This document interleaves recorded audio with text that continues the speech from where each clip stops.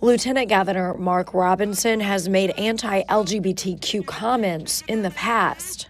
Transgenderism, homosexuality, any of that filth. He claimed he wasn't speaking about people but books in schools. But this time he targeted a person, a fellow lawmaker from the opposite party, yelling at her about her speech on the Senate floor. Next time, before you get ready to say something on that floor, come see me. I don't think it matters.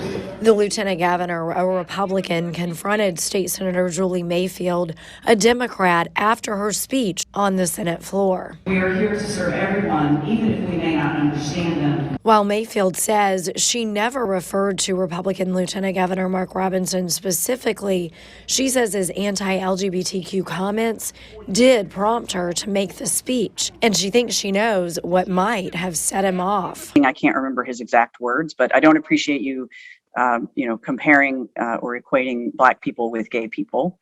And I said, that's not what happened. And then he sort of launched into, and that was not what happened. That was not what I was trying to do at all. And then he launched into, you needed to have come see me if you have something to say to me. Senator Natasha Marcus recorded Robinson's rant and posted it on Twitter. Why he thinks he is the boss of her and has some right to yell at her or control her speech, I do not understand.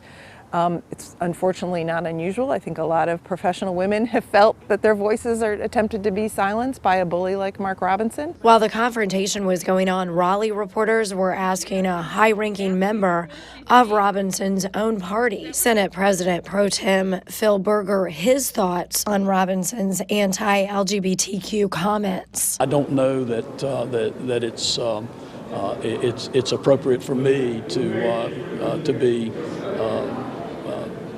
passing judgment on whether he should have said something at a particular time. Now, it's important to note neither Berger nor the reporters knew about the confrontation with the lieutenant governor and the senator in the hallway when they were interviewing Berger, but I reached out to Berger's office today to find out if he thinks it was appropriate for one lawmaker to confront another like that. And Berger's team did not get back with me. The lieutenant governor's spokesperson or the North Carolina Republican Party also did not get back with me. Brian.